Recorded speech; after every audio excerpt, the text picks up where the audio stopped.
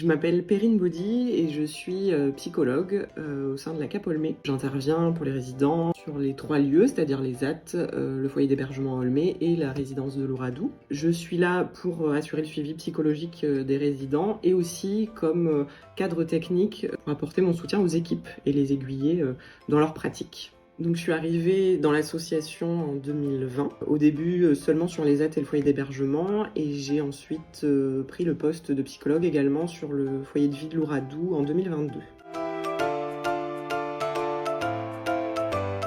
Donc le handicap psychique, c'est la conséquence d'une maladie psychiatrique, conséquence à long terme sur la vie de la personne. Alors une maladie psychiatrique, ça peut être tout un tas de psychoses schizophréniques notamment, ce qu'on rencontre beaucoup à la CAP Olmé.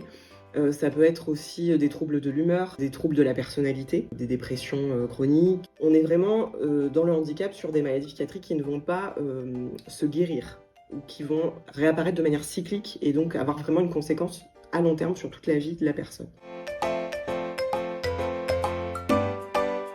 L'impact du handicap psychique sur la vie de la personne, elle peut toucher différentes sphères de leur vie et notamment l'autonomie. Les personnes peuvent avoir besoin d'aide au quotidien pour différents actes de la vie quotidienne. Ça peut également toucher la sphère sociale, les compétences sociales de la personne et notamment les relations affectives, ses compétences pour entretenir ces relations. Ça peut également avoir un impact sur l'aspect cognitif, c'est-à-dire la capacité à penser, à réfléchir de la personne. Elle peut s'en trouver ralentie par exemple et tous ces impacts possibles dans la vie de la personne vont l'amener à avoir besoin d'aide sur ces différents aspects.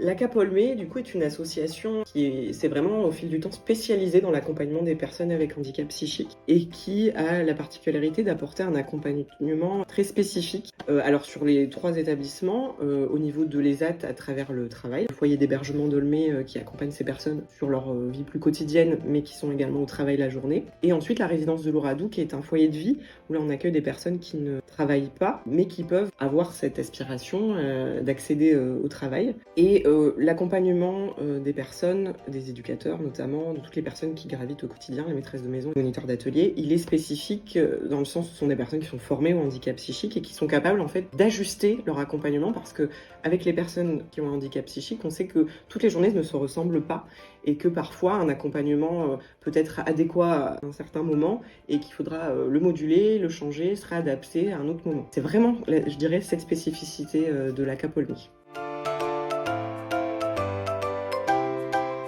Mes missions au sein de la CAP Olmé, on peut les diviser en 2 parties. La première, c'est effectivement l'accompagnement auprès des résidents, qui se traduit par des entretiens individuels. Ces entretiens, ils sont dans la très grande majorité des cas à la demande des résidents. Ils peuvent être hebdomadaires ou mensuels, enfin ça dépend un peu du rythme et des besoins du résident. Et parfois, ça peut arriver que certains résidents soient encouragés par les équipes à venir me voir, mais c'est très souvent avec l'adhésion du résident que je peux le mieux travailler. Mon rôle, il se situe dans une seconde partie aussi auprès des équipes, notamment soit dans l'aiguillage technique pour comprendre le fonctionnement psychologique d'un résident, leur donner des conseils sur certaines prises en charge, etc. Et il se traduit notamment par ma présence aux réunions d'équipe et le plus souvent possible aux réunions de projet aussi du résident. Et c'est au sein de ces réunions où je peux intervenir, donner mon point de vue et mes conseils sur certaines situations. Et mon rôle se situe aussi dans le fait de réaliser les bilans psychométriques des résidents. Donc là, on est plus sur quelque chose d'un peu plus technique,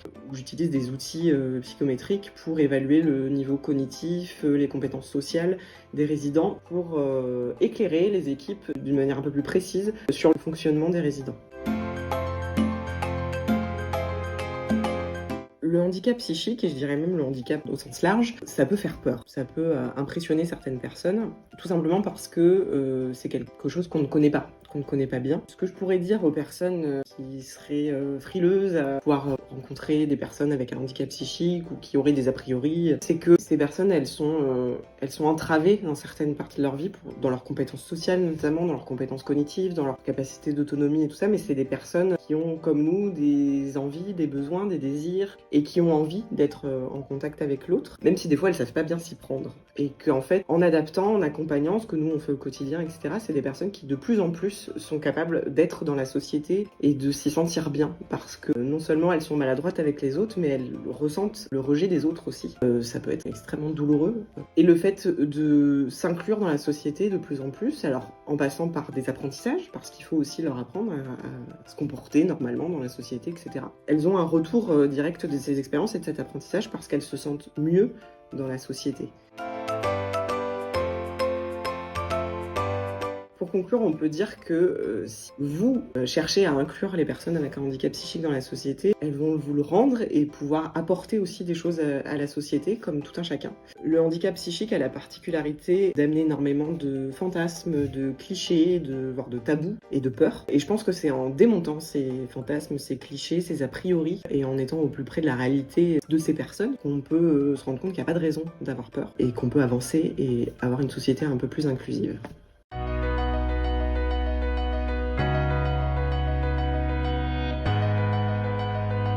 Monsieur Gilles Dassicham, j'ai 44 ans, je suis né à Rayon et mon métier c'est cuisinier. Avant je faisais des stages pendant 2 ans. À partir du 23 octobre l'année dernière, je me suis fait embaucher. Et puis après, Madame Duquesne est venue me voir après les 3 mois. Elle m'a dit on fait une période d'essai de 3 mois dessus. Je dis non. Elle m'a dit t'es embauché ici. Depuis le 23 octobre l'année dernière. J'ai quitté l'école en 3e.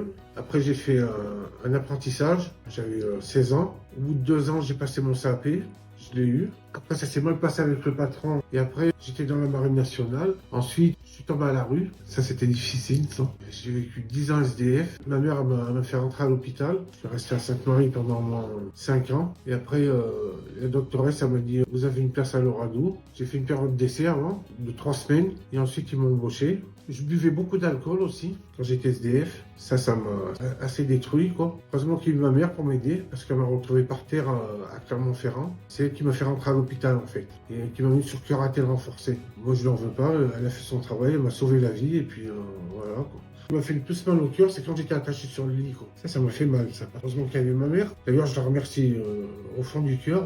Heureusement qu'elle était là et mon petit frère aussi. Et puis bon, c'est grâce à elle que je m'en suis sorti. Schizophrénie, j'entendais des voix, voilà. Et le travail, ça m'a aidé. Hein. Parce que quand je suis rentré à l'Oradou, j'étais tout boursouflé. Hein. C'était pas beau à voir. Hein. Putain. J'ai trouvé Thibaut, Jason aussi, David, Jean-Louis aussi. Ils me remontaient le moral. Ils disaient alors, allez, sois fort et tout. Ça me faisait mal. C'est pour ça que je buvais. Les gens me regardaient un peu de travers. Je me suis pas senti aidé. Je vais leur dire juste une chose, remonter la pente, c'est très dur. Des personnes proches qui sont à côté de vous, c'est magnifique. On n'a qu'une mère et on n'a qu'un petit frère et il faut les garder.